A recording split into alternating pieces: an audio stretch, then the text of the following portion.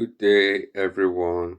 Welcome to today, Monday, April 28, 2025.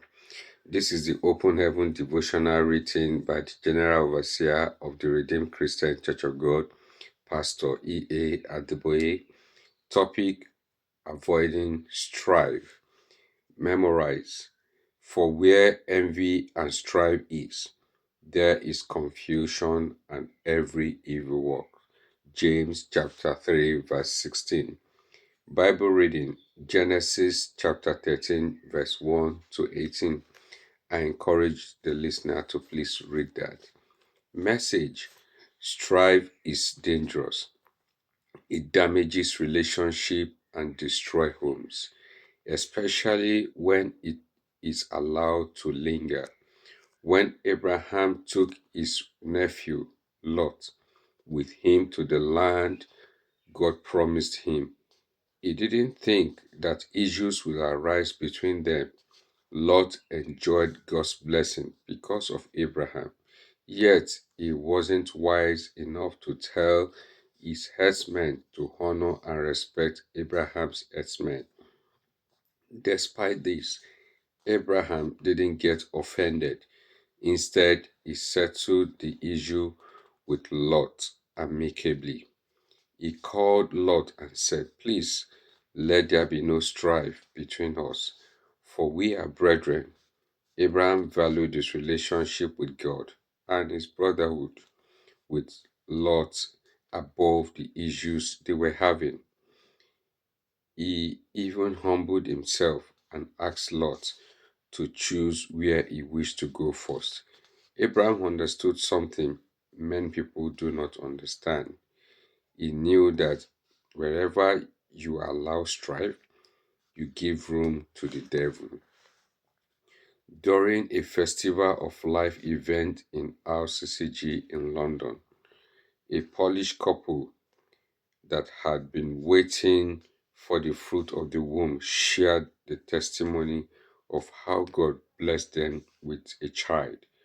When the husband was sharing the testimony, because English is not his native language, he said, "Last year I came from Poland to the ministers' conference because somebody told me that anybody the geo touches becomes pregnant.